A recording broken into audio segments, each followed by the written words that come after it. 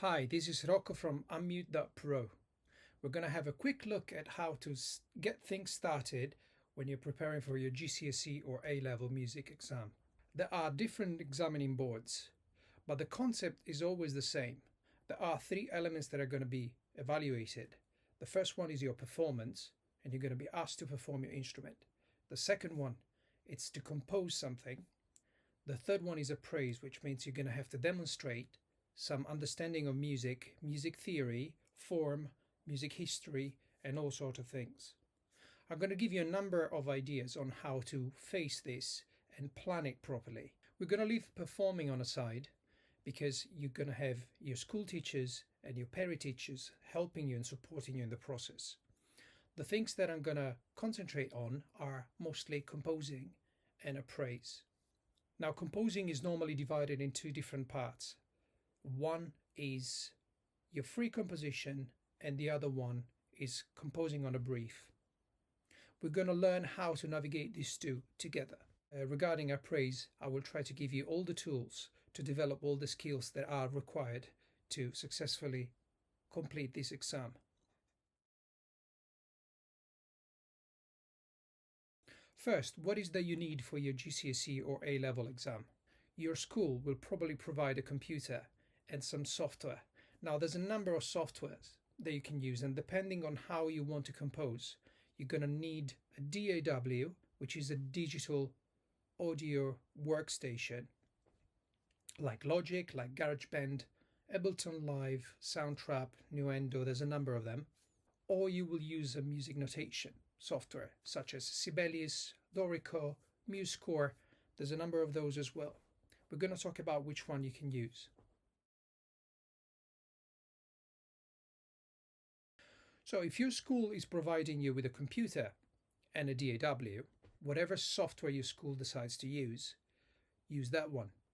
Now you can choose the DAW that you prefer, but I recommend you using the one that your teachers are familiar with.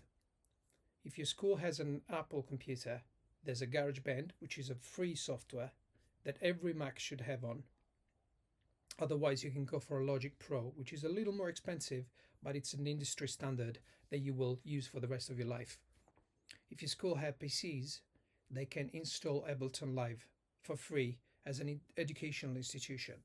There are other softwares, web browser-based software such as Soundtrap. Anything will do what you need to do as long as you have one. Talk to your teachers, and if you find that your teachers have a hard time dealing with this, you can ask them to get in touch with us and we will happily help them setting things up for their school. So in short, if your school has an Apple, they can use GarageBand, which is the free version, or they can go for the professional Logic Pro. In case your school has a PC, there are a number of softwares that you can use. Ableton Live will work on both PC and Macintosh, and they do have a free educational license for schools. There are many other options like Nuendo. There are options like Soundtrap, which is web-based. Every one of these softwares have pros and cons. So if you have any questions, get in touch with us and we're going to be more than happy to explain to you which version works better for you and your school.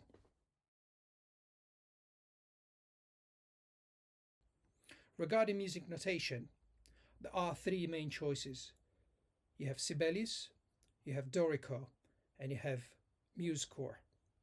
Both Sibelius and Dorico have a light version that is for free for students, and they do have some educational discounts for schools and institutions. MuseScore is a free software that anyone can install.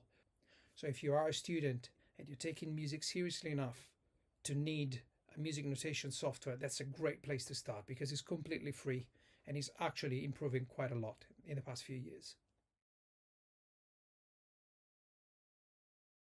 The first advice that I can give you is to plan as much as you can. Make a nice Excel file somewhere and write down exactly what is that you need to do for each of the three strands. The first one, it's perform. So organize your performance and give yourself some deadlines to follow. The second one is compose. Break it down into two different compositions that you're going to have to work on. And appraise, Don't leave that one to the last, because if you start thinking about that one month before the exam, you won't have enough time. That one is the most complex, I find, and in my experience is the one that is left to last all the time.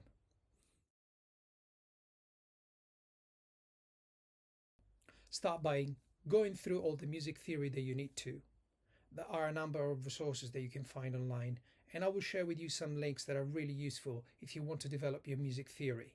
There's plenty of free stuff when it's time to learn music theory, but sometimes it's worth spending a little bit of money to get something that is a little more structured. In this series of videos, I will try to give you some elements just to connect all the previous music theory knowledge that you might have. The more music theory you understand, the easier it is going to be to demonstrate that you know everything that you need to know in your appraisal.